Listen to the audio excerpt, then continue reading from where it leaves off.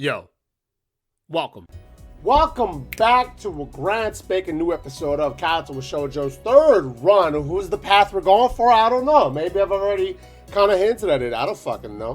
Anyway, I open my eyes and I see a pair of saucer-like green eyes looking up about me. They belong to the perpetrator, a short girl who bumped into me and has now fallen onto the hallway floor. She wears a PE uniform and a very worried frown. The former strikes me as a rather strange thing to have on during lunch break. Why is it weird? Maybe she could be working out, bro. Or she's in fucking PE or some shit. I don't know. More striking than that, though, is that she doesn't have any legs. No, it's not true.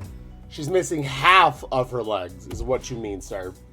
Or she does, but they aren't really flesh and bone.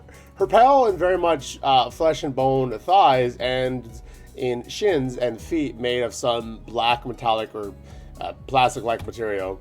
They look disturbingly artificial and unnatural. It's almost like it almost makes you forget that my chest is hurting. The girl winces a little, rubs her nose, and jumps up. Aw, man, Hair, you alright? I'm sorry about that, really. I wasn't looking where I was going, and you just came out of nowhere. Sorry.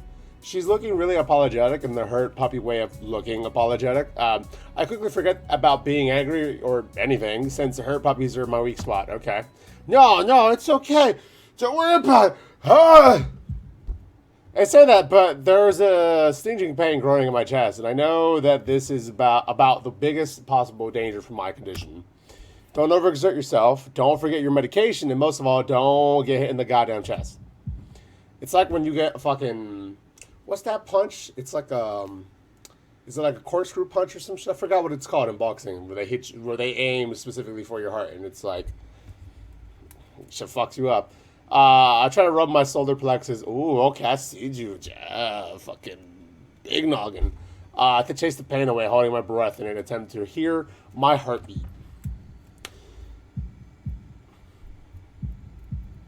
Oh, so if you hear the fan in the background, it's because it's hot right now in LA. And then there's some guys working on some shit outside, so I figured, alright, I'll just record PC. Whatever, fuck y'all. It seems normal. Hey, should I get a nurse? The worried, high-pitched voice of the girl snaps out of me. Oh, it's high-pitched? No, I can't. Oh my god, I can't do that. That'd be too much for me. I stared at her for a few seconds, dumbfounded, until I realized that I probably looked worse off than I really was. Dumping over myself and looking all tense. Damn, I'm overly worried about my heart. No, I'm fine.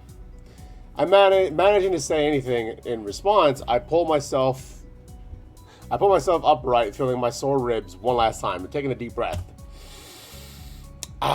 She just knocked the one out of me, big time. But it's nothing more than that. You sure you're okay? I hit you pretty hard. It's okay. I said I was fine. Nothing's broken, no harm done. That's good. I was... Oh, and my gang is here. Yeah, beat her up. Hisao, what happened? She's not quite up to speed for, obvious reasons, but she sounded very worried, more than what the situation deserves, really. Someone just bumped into me, nothing serious. I'm just winded. I'm sorry, it's my fault. I was just going to get some stuff, and I was kind of in a hurry. That someone here is Emmy, isn't it? The little girl coughs quietly, shuffles her plastic or metallic feet, looking down at them before saying anything. Hi, Lily, Hanako. Oops. I guess the girls know each other. It's not that big of a school, right? So, do please try to be more careful. You might be sturdy enough to endure these sorts of accidents, but there are some people who aren't.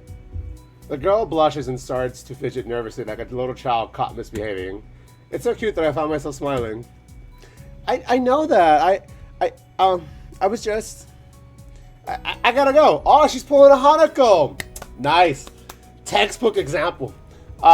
Teacher will have my head. I promise to help with printouts, but I went running instead. Sorry, I gotta get changed and everything. Before any of us could say anything, though, Emmy has already bolted away, leaving the hallway eerily quiet. Does that kind of thing happen often around here? Well, there are more rules in Yamako than usual for running in corridors, but that rarely stops Emmy, it seems. She shakes her head weakly and offers a slight, composed smile. I don't think there's anything we can do to stop her, I'm afraid. Shall we be off then? Yeah, thanks. Lily heads off along the hallway and Hanako hurries after her. The route to the room the two used for tea is fairly simple to retrace, being still fresh in my mind from yesterday. Lily and Hanako quickly go about the business of making lunch. Before I can even open my small bag of food, Lily's busying herself with her thermos. Oh, like do I have one on me? No, I see one, but no, it's like a hydro flask in a sense. And tea bags as Hanako is setting out, unless they're using it for something else, I don't know. And tea bags as Hanako is setting out both their lunch boxes. So, is this what you meant by coming here almost every day? Yes, Hanako and I usually have lunch here. It suits both of us, so we ended up using this room pretty regularly. After seeing Hanako's reaction to me over the past couple of days, I can understand why that is a boon. That and Lily being able to get some quiet away from her class as well. I take my seat last after Lily poured the tea for us and sits down. Why? Why does Hanako look so terrified? I mean, I guess it's awkward, right? I would assume she's more comfortable communicating with Lily and vice versa. Well, Lily seems pretty sociable, right? Yeah, don't be fucking weird. The more time I spend with these two girls, the more I think that they're perfect foil to Misha and Shizune. We didn't do this, did we? Maybe in Hanako's path we had this scene, but with the Shizune run for the second one for that, on this channel that you can watch at any time and the second time, I believe we hung out with Misha and Shizune, right? We went all the way to the restaurant that's like down the hill or whatever, right? Into the actual town of where this school is at. Yeah, I remember that. And then they make you spend a lot of extra time. You skip a fucking class, and then it's like, Jazz, so now you gotta do this to the council, sucker. Oh. So not only do you get raped in that playthrough, you get fucking blackmailed. That's cool. Even without a voice, I'm just gonna walk right past that. Yeah. Even without a voice, Shizune is direct and brash, and Misha seems to get along with everyone. But on the other hand, Lily is soft-spoken and relaxed, while Hanako seems to be the shyest girl I've ever met. Juno. Not Shizune. The fuck the Shizune run. Hanako's run is just fucking beautiful. I wish I could redo it, but there's like 6 paths to go in this fucking game, and I don't want to fucking go and redo a whole one, right? So it's like, I don't know. I guess it's cool to kind of see how I was 10 years ago. So, there you go. As awkward as some of the things I've said are, so. And done. But I guess that's part of growing up, right? You get more mature, have better understanding, hopefully get more smarter, maybe more stronger or juicier, baby. That you look back at your younger self and it's like, that's fucking embarrassing. Oh, you're a fucking idiot, bro. Your synapses just didn't make the connections that it was supposed to, man. You got fed the wrong information. You know, stuff like that. So, which is cool, because I feel like if you didn't do that, I feel like the guys, I don't want to assume or overgeneralize, or the people that like go and they're like, "Jam, high school was the shit. I fucking miss high school. Remember this, remember that, remember taka. Dog, I fucking don't give a fuck about my high school time or middle school. Community college has been nice, and I should have already been done, but, you know, I wanted to take classes in a part-time way so I can also still work. And hey, I could have already had a fucking master's at this point, but life ended up going in a different direction, so here I am trying to finish up where I am now.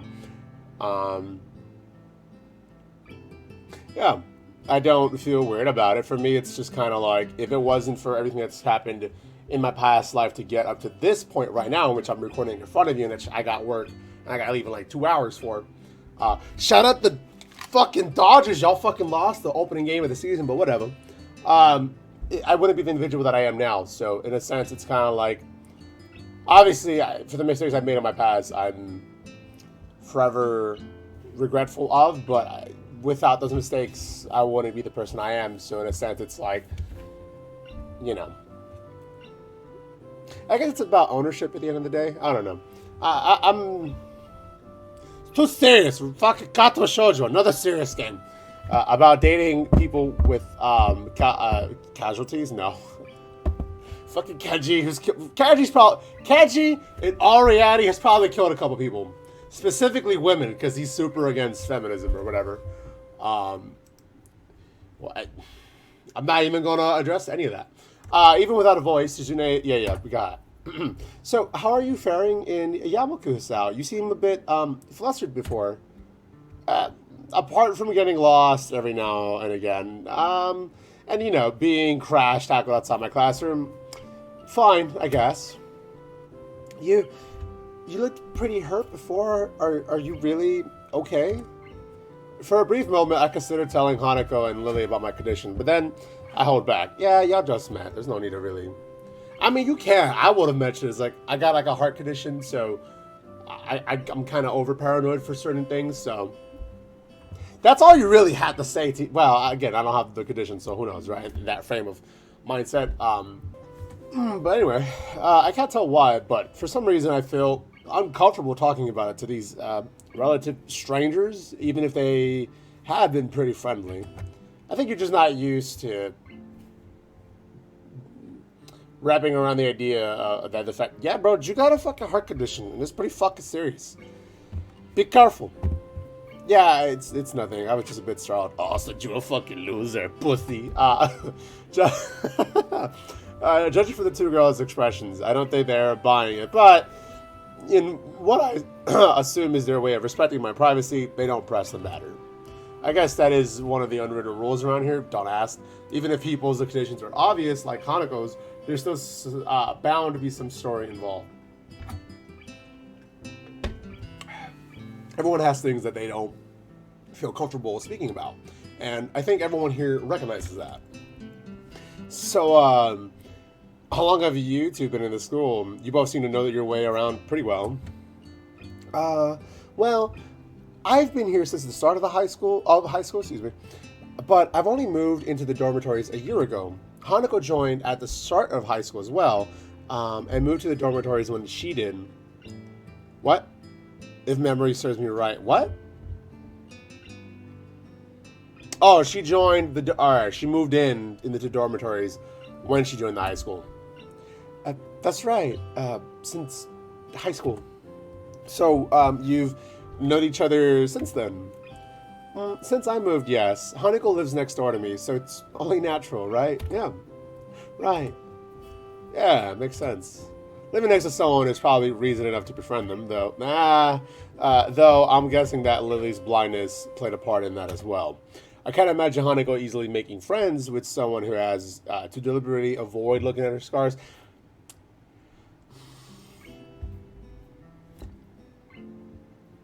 I'm gonna move on. With the immediate conversation dried up, we start to eat our lunch. Cause like, dog, at some point the conversation comes up, and it's like, Jazz, so you don't gotta tell me how this happened to you. I'm gonna let you know it doesn't fucking bother me. You're still an individual. That's all I care about. Which is like kind of the whole arc for Hanako of like accepting like, Jazz, it's just part of me. I'm not gonna let that shit hold me down. I'm a shot. Like I ain't no round town in this whole town road. We're gonna ride them again no more. Motherfucker's really mad at Lil Nas X for some Satan shit, and it's like, which is just a marketing move, right?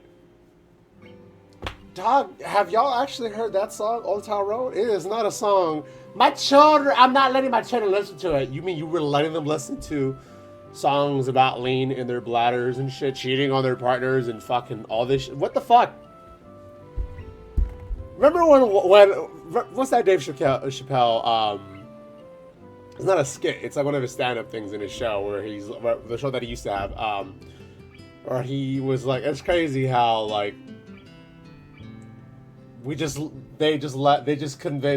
had the whole white community and radio music, right, singing songs about none. And it's like, Y'all talking about none? And this is on the radio? What? Yeah, it's wild shit. It isn't long before the bells are signaling the end of the break. Like me, the girls pack up their lunches as efficiently as they set them out. I guess I'd better be off. Are you going with Hisao, Hanako? Hanako looks up at me for a second, and I can see she's considering skipping class, maybe just to avoid walking to the classroom with me. Why do I look so serious? Yes. Oh, I don't know what to think of it. Hanako really is delicate to the point of breaking if looked at in the wrong way. It makes me a bit nervous too, but I push the feeling aside, trying to be as natural as I can. We should hurry then. Class has already started by the sound of it. Lily gives a nod of farewell as she bends down to her cane, Hanako and I filling out before her. We walk quickly down the empty halls to our respective classes. As we reach the door to Lily's 3-2 classroom, she turns towards me. Hisao, thank you for sharing lunch with us today. It's my pleasure, Lily. And Hanako, don't you dare ignore her. And with that, we part ways, Lily entering her classroom and leaving Hanako and me to make off to our own. She's still looking like she wants to run away. So, do you really want to go back to class now? Yes. Alright then. I feel like I should say something more to her. Nah, there's nothing else to be said, dog. But it's hard to come up with anything that would be appropriate and safe enough. And Lily was right. The more we spend time out here, the more explaining we have to do. Nah, I don't believe that. I open the rear door to the class and walk in. The teacher looks up at me, opens his mouth to say something. You motherfucker! Oh. However, as Hanako follows me in and closes the door, he simply nods to us and continues his lecture. What's up, Moto? How you doing? What I've been up to? I've been in that. Yeah. Oh, shit. This is the third time. I mean, technically, you're right. Look, we're bringing all the history with us, right? I've had Hanako. Fucking, I was raped by Shizune. Do we fuck after that? Hold up. No. See, y'all keep hearing me say being raped by Shizune. I said that, right? That happens in the fucking playthrough, dog. Go watch it. There's a fucking whole arc. There's a whole playlist for you to just go through that shit if you want. And then come back to this one. Let me know. Oh my god, I just went to see it. That's fucking crazy.